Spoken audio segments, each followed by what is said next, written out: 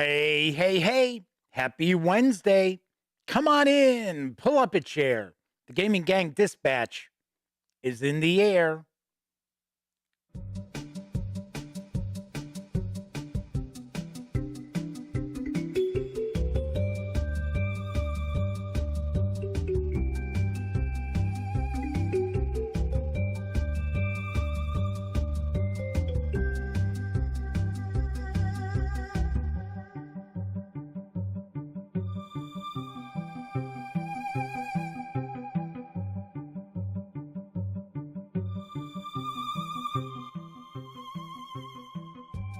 Howdy, howdy, howdy, gang. Welcome once again to the Duct Tape Studios.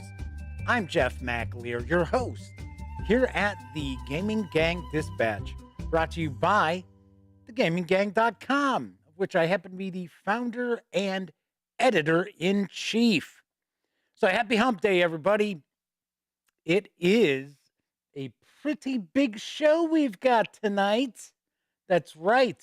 I'm going to be taking a first look and paging through Dungeons & Dragons Critical Role Call of the Netherdeep from Wizards of the Coast. This adventure campaign is arriving in stores on March 15th, and we are going to take a peek at it tonight. So stay tuned. If this is your first time joining me, let me point out this is super, super casual.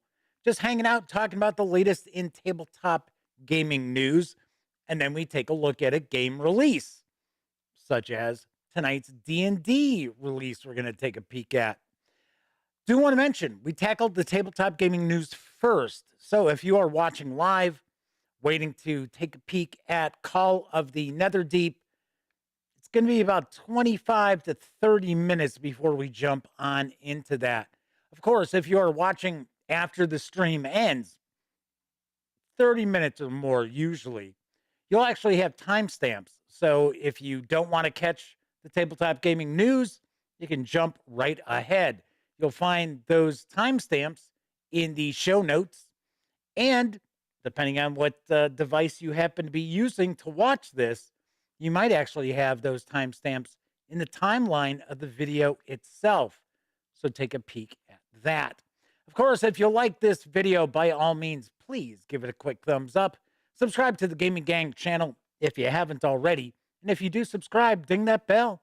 It'll not only let you know when the Dispatch streams live Monday, Tuesday, and Wednesday evenings at 7 p.m. Central right here on YouTube. It'll also let you know when I upload other videos, such as my recent review of Pan Am from Funko Games. So if you have been curious about why this is pretty popular, you can find out. That is my most recent review that is up on the channel. Of course, when you're not watching videos on the Gaming Gang channel, be sure to visit thegaminggang.com for all the latest in tabletop gaming news, reviews, written reviews by contributors that you are not going to see here on the channel. And, of course, a whole lot more. You know the drill. Get your geek on at thegaminggang.com. Also, because this is a live stream, there is chat available. It's not on screen. It's one of the ways that I keep some of the more unusual commenters at bay. But if you want to say howdy, or you've got a question or a comment, by all means, chime in. I will do my best to respond. Also, should point out that you must be a subscriber to the channel for at least 48 hours in order to take part in chat. Yet, another way that I keep some of the more unusual commenters at bay. So far tonight, we've got the Motor City Madman himself. Yes, the Madman is with us. He is our chat moderator this evening. So behave. Don't make him wield that banhammer. I see Disavow 92 is with us as well. All right, so let's jump right on into the news because Osprey Games has just announced a new game on the horizon. It is Village Rails. Here's the skinny. Tickets, please.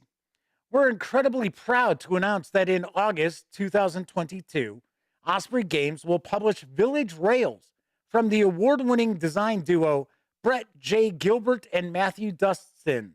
If you love their previous games, Chocolate Factory and the Kinderspiel des Jahres award-winning Elysium, then you are in for a treat. With all the English nostalgia of the UKGE award-winning Village Green and a clever mix of tableau building with accessible route planning, Village Rails is the perfect game for your summer staycation. In the sleepy English countryside, life continues undisturbed as it has for centuries. It's up to you to travel to every corner of this land, bearing the promise of modernization, accommodating the oddly specific demands of the locals, and ushering in the age of steam. In Village Rails, you'll be crisscrossing the fields of England with railway lines, connecting villages together, and navigating the complex and ever changing demands of rural communities. Connect stations and farmsteads to your local network while placing your railway signals and sidings ever so carefully.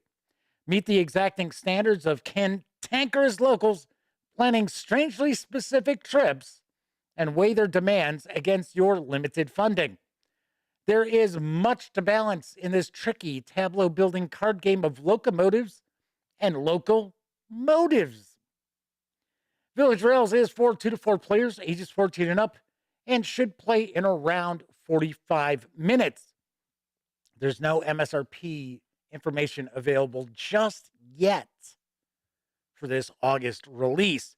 Although I am going to take a wild stab in the dark that this is probably going to be around $30 to $35 because I understand this is going to be a relatively small footprint box, maybe along the size of the Lost Expedition.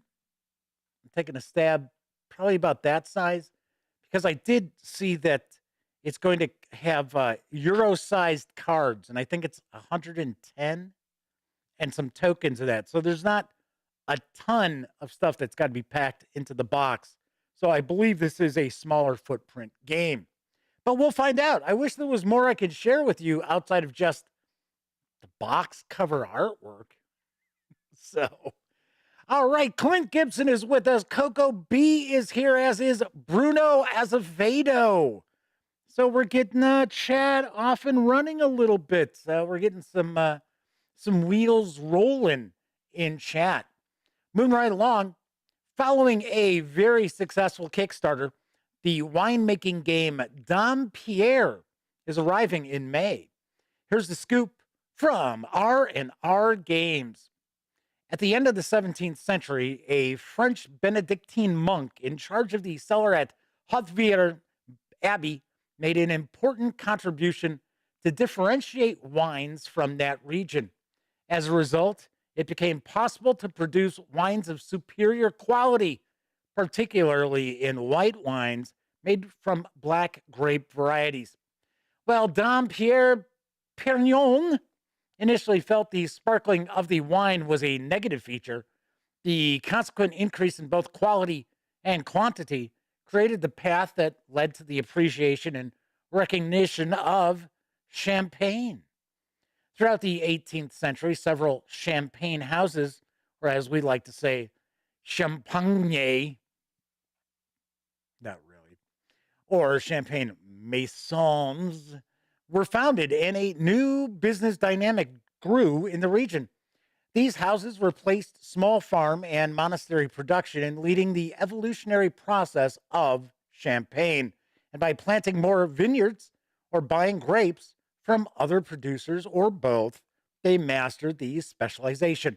To promote their product, the houses hired sales agents to take samples of their champagne wines to the royal courts of Europe, a crucial factor in generating the glamorous fashion of drinking champagne. Despite production growth, improved quality, and increasing popularity, trade did not reach spectacular rates during the 19th century, which is why the game Dom Pierre is much more about winning prestige than earning money. In the game, you are responsible for one of the oldest champagne maisons, producing and selling wine all over Europe. not to mention the other side of the Atlantic. The local economy will be boosted, employment increased, and your brand will become universally recognized. Yes. To make all this happen, you'll require a chain of action that starts in your vineyard. You'll need to look for continuous improvement, constantly react to your opponents, and optimize your choices to build the most prestigious Champagne Maison. In game terms, on a turn, you move up a disc on the winery game board and perform an action, with the actions becoming more powerful as the game progresses. You'll plant in the vineyards, harvest crops, buy grapes from neighbors, make wines in your cellar, some more valuable than others, allocate salespeople on the market routes and workers in the vineyard and cellar, and acquire the necessary accessories to improve production. Dampierre is for 2 to 4 players, ages 12 and up. Plays in 1 to 2 hours. It's going to carry an MSRP of $59.99 when it arrives in May. Must admit, this is an impressive looking game with a $60 price tag. Seems fair because it looks like there is quite a bit to this. I would take a guess that this is a relatively meaty Euro style game. It does not look like it's lightweight, but it looks very, very interesting. And funny enough, as someone who spent 10 years behind the bar working for resorts out in Arizona, I had to laugh because people would ask, what is the difference between Dampierre and Dom Perignon? And there is no difference. It's just the monk's name. If you say Dampierre, that's his first name, or was, I should say. He's long dead. And of course, Dom Perignon is his last name. So that's the difference. That's it. People used to think there was like different quality as far as the sparkling wines. Here's another little interesting tidbit that you might not know. A sparkling wine cannot be called champagne unless it comes from the Champagne region of France. I'm sure a lot of you knew that already, but maybe somebody doesn't. Viper Dave has popped into chat. So has Mr. Eddie T. And of course, we know that must mean Sarah D is probably not far behind, hanging out. All right, let's move on to some role-playing game news because currently up for crowdfunding on Kickstarter is Splinters of Faith for 5th edition and the OSR. Here's the details from Frog God Games. Splinters of Faith is a series of 11 linked adventures centered on stopping the return of the dreaded death priest Akrul Rathaman and his undead minions. The campaign takes characters across hundreds of miles as they race to different temples to restore the broken Scepter of Fates, a powerful weapon that once stopped the warlord. It all starts when some chickens go missing. What? But this foul beginning might mean a foul ending for your characters. Get it? Get it? Wink, wink, nudge, nudge. Designed for 5th edition and OSR campaigns. Published more than 10 years ago by Frog God Games, Splinters of Faith has been updated and expanded with bonus adventures, color art, revised maps, and deadlier monsters. Entire adventures have been rewritten or expanded for a new audience. Originally published as 10 separate adventures, the new Splinters of Faith is contained in one book with everything you'll need to run an epic campaign. The 5th edition version of the adventure is updated for the current rules, and the OSR Splinters of Faith is printed using the Swords and Wizardry rules, which, if you're in the know, you already understand. You can easily convert that to just about any old school system. Splinters of Faith contains 20 unique temples, both good and evil, that you can use as you like in your own campaign. The book contains one sweeping adventure, but you could easily pick and choose from these scenarios to fit your home campaign. Modify and drop these separate adventures and temples into your home-built world at will, placing the shrines in the appropriate settings. For example, there's Abhor Brazier High in the Hollow Spire Mountains, the Monastery of World Sundering, caught in the icy grasp of the Wailing Glacier, the Knoll-infested Temple of Seraph in the burning Kandari Desert, or the Hanging Gardens of Isilane, a temple and its magnificent garden built atop a towering column of stone. There is a quick, it's a little less than 2 minutes, video for this Kickstarter. So let's take a peek at Splinters of Faith. All great adventures start somewhere. The local tavern where that mysterious stranger buys the next round. The long-abandoned cliffside castle that is rumored to be haunted. The out-of-the-way village whose inhabitants are nowhere to be seen. This time, it all starts with a chicken. Appearances can be deceiving, however. Will this foul beginning lead your characters to a foul ending? Welcome to the Splinters of Faith campaign, a return to one of Frog God Games' first adventures, expanded and updated into one volume for 5th edition and Swords and Wizardry. The new volume includes a series of 11 linked adventures, centered on stopping the return of the dread Death Priest, Akruel Rathamon, and his undead minions. Players undertaking this quest will travel hundreds of miles across the continent of Libinos, as they race to different temples to restore the broken Scepter of Faiths, a powerful weapon that once stopped the Warlord. 20 unique temples, both good and evil, await your characters as you follow ancient instructions through deserts, mountains, frozen tundras, underground mines, and deadly jungles, all to recreate and empower the artifact. The Splinters of Faith campaign from Frog God Games offers countless adventures, dozens of unique temples to explore, handouts for the players, unique monsters and magic items, and more. Will your heroes be able to restore the Scepter of Faiths and defeat Akruel Rathamon once and for all? Now on Kickstarter.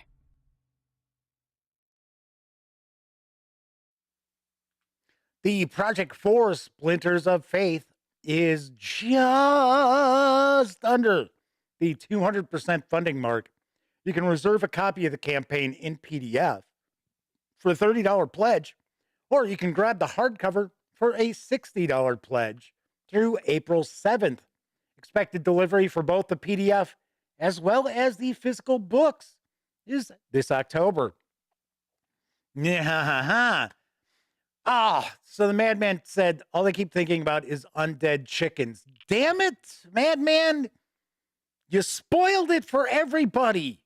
Oh, because that's how the player characters defeat, Akruel Rathamon, is by leading an army of undead chickens, and you've blown it.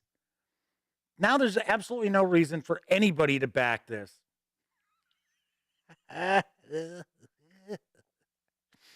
So the question that Bruno asked is this, since it's for 5e and OSR, is all that information in one volume.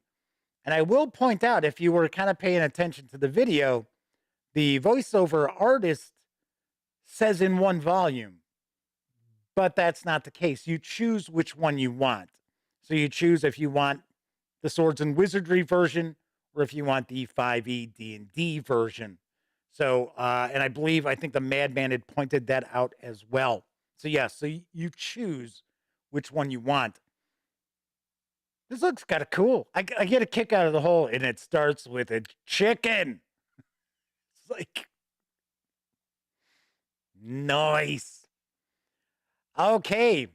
How about saving some money? Because right now you can save loads of it through the current Humble Bundle, which is featuring 5th edition fantasy and more from Goodman Games. You can get on board for only $1 and actually get the first 2 volumes of 5th edition fantasy, which I believe both of those are adventures. And if you go all in, it's only $18, and you will score all 18 5th edition fantasy releases, which I think that's all of them that are out right now, as well as some other items as well as I believe the Monster Alphabet is one, GM Gems, Player Pearls. So, and a 20% off coupon if you want to order stuff from Goodman Games. Say, maybe grab some Dungeon Crawl Classic stuff, some cool stuff. Anyway, here's a bit of the deets about the deal. Strike out on a sprawling 5e tabletop journey with Goodman Games. This bundle contains all 18 5th edition fantasy adventures for different party levels, including Horror in Blackwood Forest, Secrets of Mistcutter Isle, and Cave of the Unknown. You'll also discover tomes to help boost your wisdom and intelligence when running games, creating characters, and concocting monsters for your own campaigns.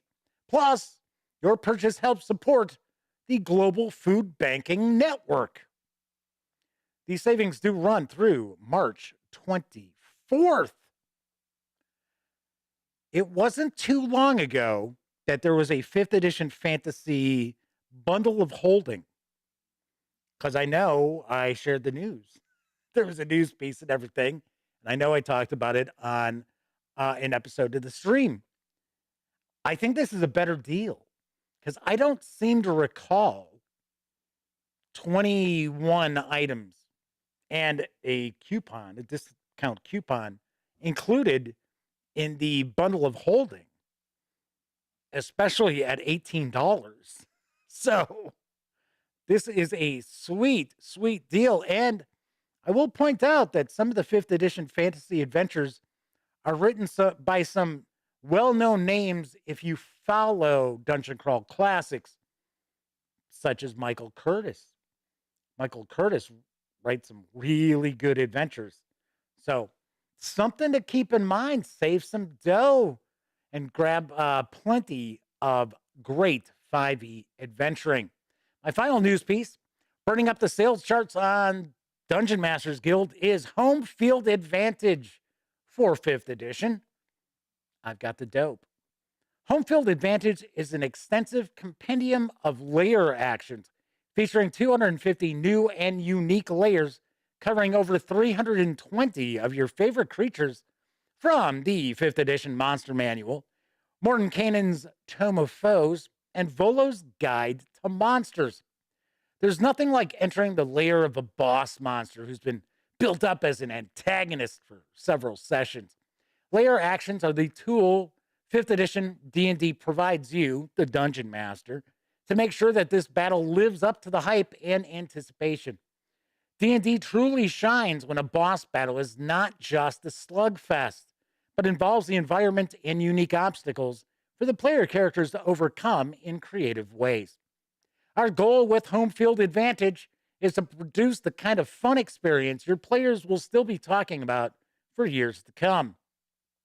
Run layer actions at every tier of play. Until now, layer actions were treated as something only legendary creatures, usually in the 3rd and 4th tier of play, should have. But in practice, adventurers tend to fight bosses in their lair at every tier of play. And most campaigns end before reaching this legendary stage.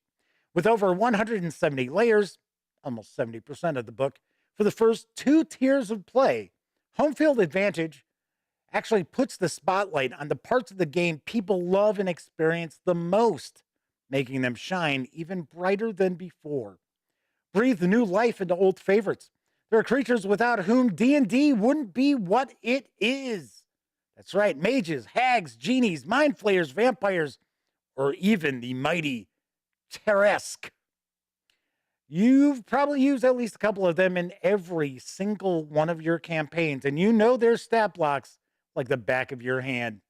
With Home Field Advantage, you'll find an excuse to bring back some of those fond memories and make them fresh and deadly all over again.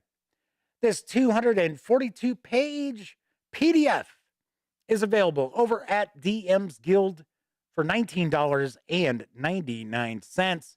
Should also mention that there is a sale going on. It's DM's Day, or GM's Day, I should say, sale over at all of the One Bookshelf sites.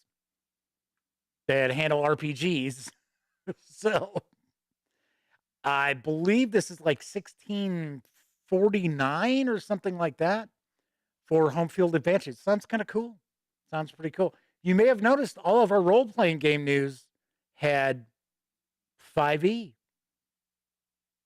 Kind of interesting. And then, of course, we are going to be taking a look at Call of the Netherdeep in just a couple of moments. But do want to mention, I was just talking about DM's Guild.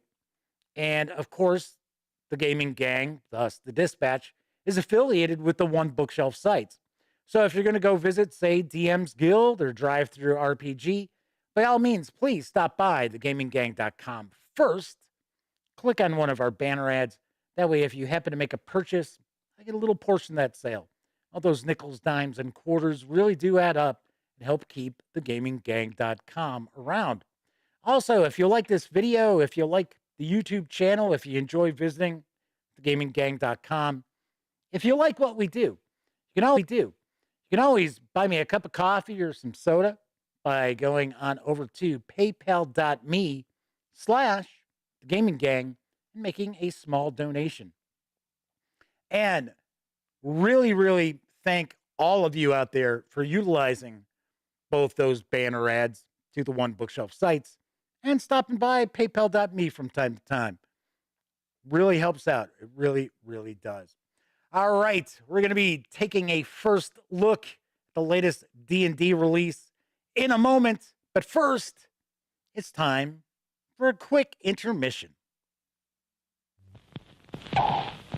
Hey!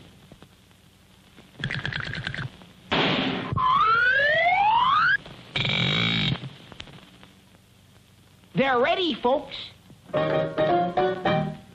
For refreshment, that is great. If it's early or it's late, It's Orange Crush, Orange Crush, the drink that's extra good. fresh fruit flavor. That's for me, it tastes better. Naturally, Orange Crush, get some right away. Visit our refreshment stand right away for delicious Orange Crush and all kinds of good things to eat.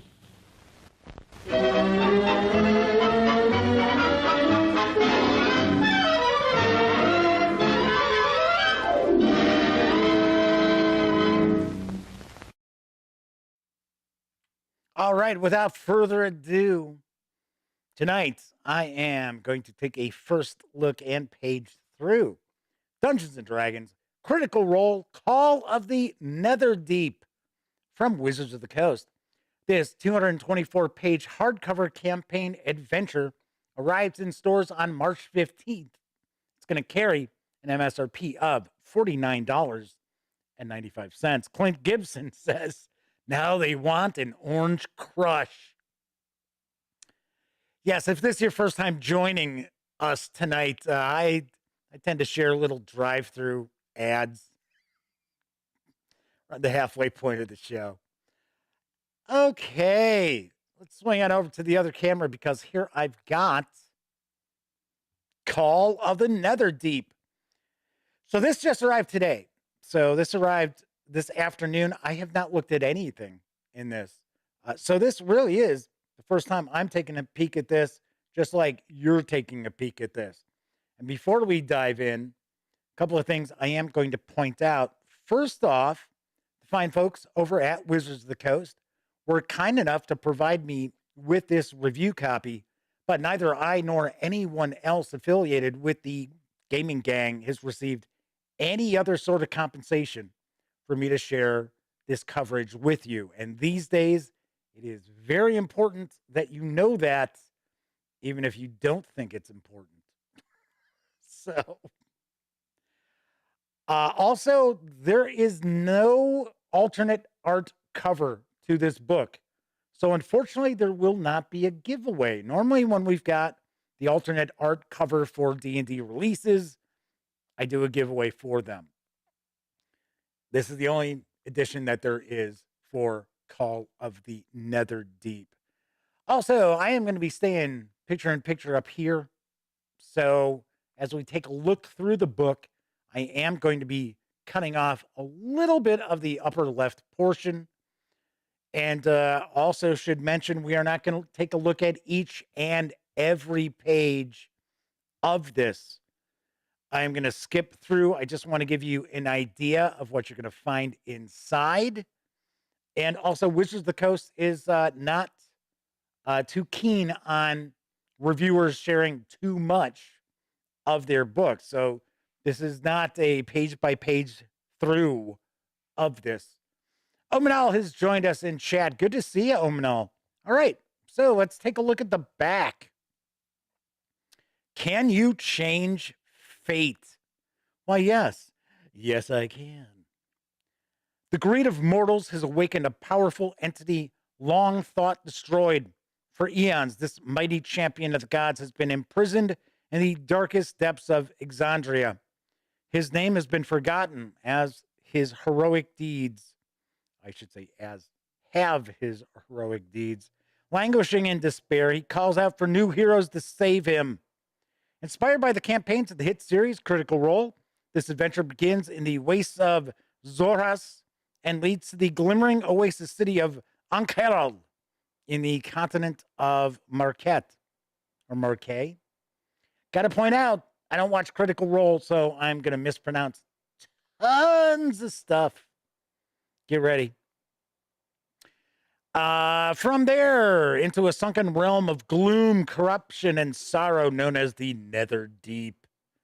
Above it all, the red moon of Rudius watches, twisting the fates of those who have the power to shape the course of history.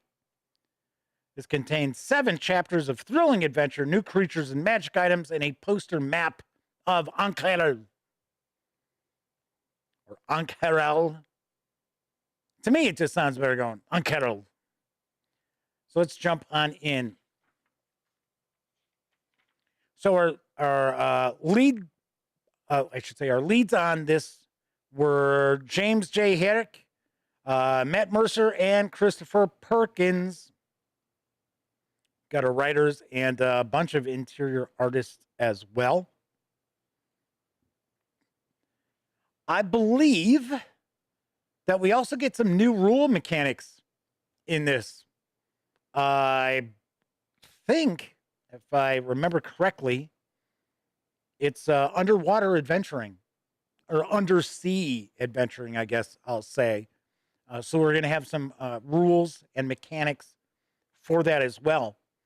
So this is not only an adventure, so a book. This has some other items in it as well. Of course, we're going to have a short bestiary, of course, new magic items, new magic spells, I would guess. The adventure that's included is for levels 3 to 12. So I thought that was a little strange. I would have thought it would have started at first level, but it's not. Anyway, I was kind of like, that's a little different. All right, so we are going to get a story overview here. I'm going to skip a few pages at a time. That's pretty cool artwork. I have to assume that's one of the characters from that story arc on Critical Role. I got to be honest, I don't think Matt Mercer is really a writer on this. I don't know. I'm just, this is all stream of consciousness here, right? It's like I don't have anything scripted out outside of it arrives in stores on March 15th. It's going to carry an MSRP of $49.95. There you go. That's all that's scripted for this. Anyway, I kind of think that this is more Chris Perkins and James, I think it's Hayek. Double checking. See what we got over here. Yeah, I think it's Hayek. So, of course, when you get a review copy, actually, I'll show you here. It's a little bit bigger. Reviewers always get a little kind of like sell sheet. And I kind of get the impression that, yeah, there you go. Clint's pointing out Matt gave his writers notes that's what I was going to say. I think Matt Mercer signed off on this and provided the writers with campaign notes, his game notes and things like that. Thanks, Clint. MC has joined us in chat. Says, always tell my players to start their characters at level 3 when I play a new game. That way you can get the subclass stuff out of the way early and you can throw beefier monsters at them quicker. I have heard people do that, starting their player characters off at higher levels. And we're not just talking D&D. We're talking other role-playing games as well. Call of Cthulhu is a prime example that people will start their characters and give them like 100 extra points to break up into their skills and things like that. No, Inquisitor is with us as well. Welcome aboard. All right, so we get into our first chapter here.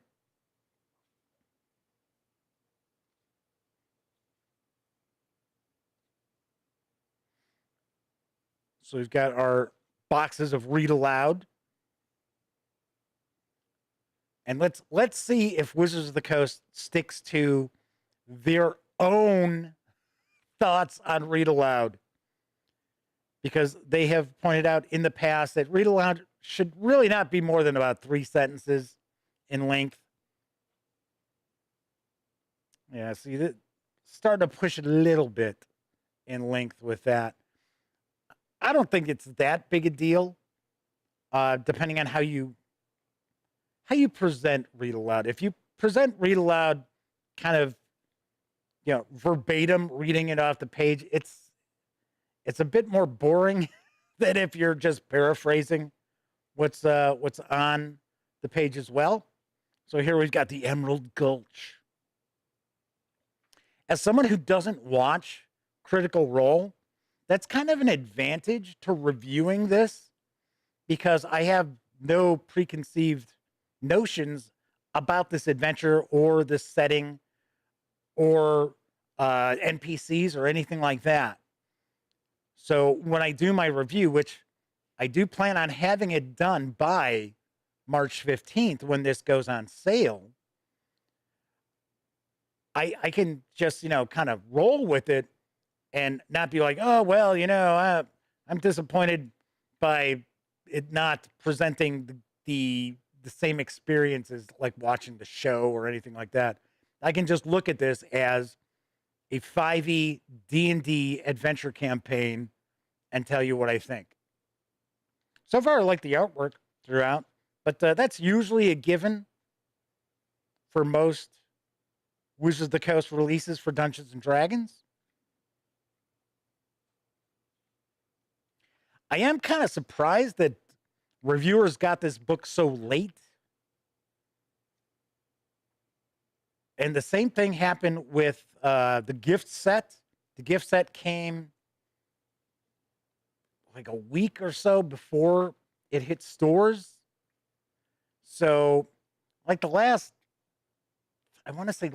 3 releases, reviewers have not had a lot of lead time to get their reviews out before these had hit stores. So, I don't know. The Jewel of Hope. So this must be Ankara. Looks like we've got some sky ships here. So it appears that we've got a bit of a Mesoamerican sort of vibe to it. Possibly a little bit of a Middle Eastern flavor as well. So here is the Jewel of Hope. Here's a map. There you go. And we get a gazetteer. Nice. Kind of surprised the gazetteer is like in the midst of the chapters of the adventure, though. Normally, you're used to seeing it either before or after, because I believe that that is kind of a major location in this campaign. I'm going to take a guess. The player character's probably going to be spending quite a bit of time there, kind of as as their base of operations, possibly as the adventure progresses. Streets of the Suncut Bazaar. I'll go to the bizarre of the bizarre. Yeah, there's a little Fritz Leiber reference there. I can tell you, I appreciate the fact that, while we have a lot of artwork throughout, it's not overwhelming us with artwork. So we are seeing page spreads without art, which, in my opinion, I like, because then you're getting more gameable content. One of the knocks against some role-playing game companies in the past, I'm not just picking on Wizards of the Coast, there have been others as well, was that there was just too much artwork and fluff. And it was like, okay, where's the gameable content? But it looks like we've got quite a bit in here. There are supposed to be 7 chapters to this adventure. So here we've got the Drowned City, as I had mentioned before. I believe we have new rules mechanics for undersea adventuring that are included in this as well. That's kind of a cool map. Some of it gets a little bit lost, which I would take a guess it's probably getting lost even more looking at it through a camera. I mean, but that is pretty cool. Full color. All right, nice.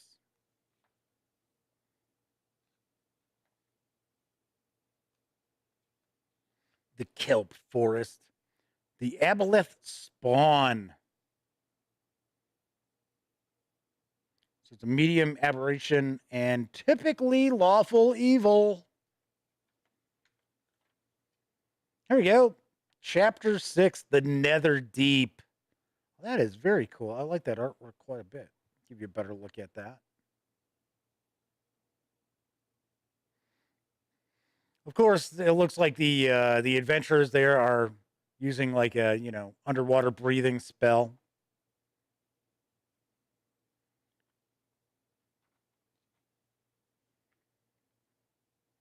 Grottos of Regret.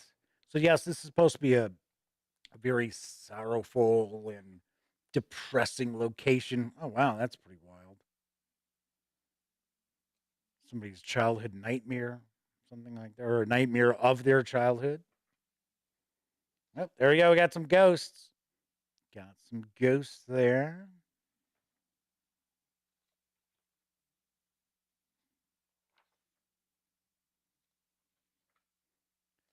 Of course, this is pretty spoiler free as I'm going through here.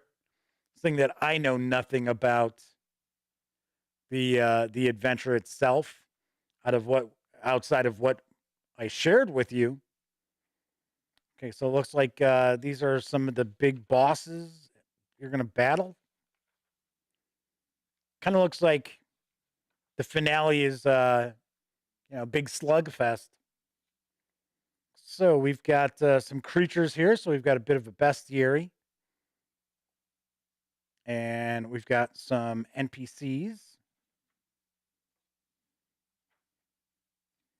And some rivals.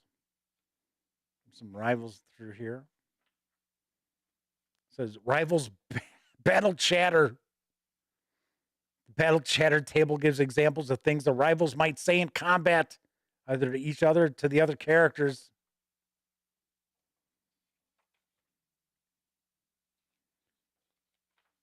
Okay, so Death Embrace. Horizon Back Tortoise. It's like it looks like almost like an outpost on the back of the tortoise. That's cool. Well, as we can see, we've got a pretty long bestiary here with new creatures. And of course, we had the NPCs. We got our new magic items. We've got some handouts. And then we also have a poster map of Ankero.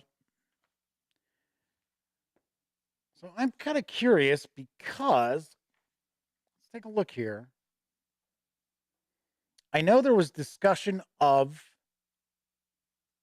there being new rules for undersea adventuring, but I didn't stumble across it. So it must only be, oh, wait, here we go, page 10. I was going to say, must only be a page or two. That's it? I guess this section is it. All right. Okay. Well, there you have it. So that was a look at Dungeons and Dragons Critical Role Call of the Netherdeep. I, of course, will have a review of this adventure before it releases on March 15th. So stay tuned for that standalone video. So I will be taking a peek. Looks like it could be pretty interesting. Not too shabby. So we'll take a look. I will point out that as far as adventures go, I am kind of a stickler. So we'll see. We'll see what happens. All right. That is it for tonight. It looks like, wow, that was a fast show. It was kind of funny because I didn't want to mess around too much getting to the page through because I figured, we'll probably have some people pop in, who aren't familiar with the stream or the way it operates, where we do the news. And yes, there's always somebody who's going to complain like, oh, you had to wait 25 minutes until I got to see that. It's like, yes, I told you about that. I told you about the timestamps and everything, but there's still always one or two. So I thought, we'll kind of zip on through. So what's happening next week?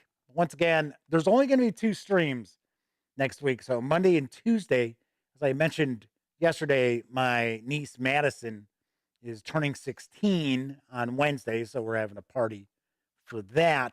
So on Monday's show, the 5e coverage continues, just not from Wizards of the Coast. We're going to be taking a look at Epic Legacy, which is from 2C Gaming. And I've got 3 releases we're going to take a peek at. So on Monday's show, we're going to take a look at the core rule book, which this takes Dungeons & Dragons player characters beyond 20th level. So that's what Epic Legacy is. Then we've got the campaign book, the campaign codex. So we're going to look at this as well on Monday's show. So Monday's show will actually be a little bit longer than normal. So I'm sure we'll crack probably an hour 15 or something like that. And then on Wednesday's show, we're going to take a look at what I believe to be the latest in the Epic Legacy releases. And that is a bestiary. It is Tome of Titans Volume 1. So we are going to take a peek at this as well. So this is what we're looking at next week. And then, of course, I'll have videos of other stuff as well. But that's what is going on the dispatch. So the Madman says that they're holding off until after the review and of Call of the Netherdeep, because even though it looks interesting, he has enough 5e material that he can be picky. Yes, be picky. Okay. If you like this video, by all means, please give it a quick thumbs up. Subscribe to the Gaming Gang channel if you haven't already. And if you do subscribe, ding that bell. It will not only let you know when the dispatch streams live Monday, Tuesday, and Wednesday evenings right here on YouTube at 7 p.m. Central. Also let you know when I upload other videos, such as my upcoming review of Terraforming Mars Ares Expedition from Stronghold Games. And of course, when you're not watching videos on the Gaming Gang channel, be sure to visit thegaminggang.com for all the latest in gaming news, reviews, and a whole lot more. You know the drill. Get your geek on at thegaminggang.com. Once again, if you were hanging out, watching live, thank you very much. If you took part in chat, those are bonus experience points there.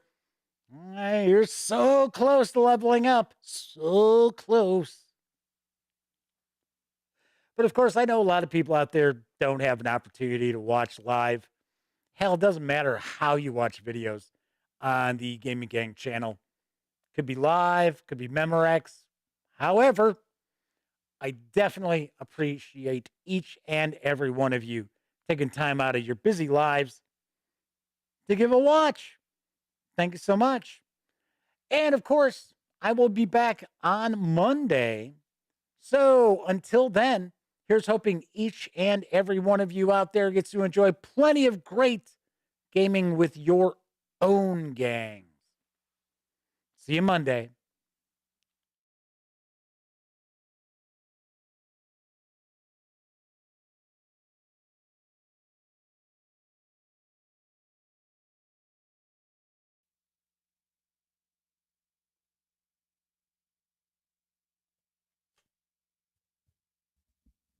Oh, hey, you're still here. Well, if that's the case, by all means, subscribe to the Gaming Gang channel by clicking right here. Check out the latest episode of the Gaming Gang Dispatch, or find out what YouTube recommends you check out from the channel. And of course, once again, I'm Jeff McAleer. Thanks for watching.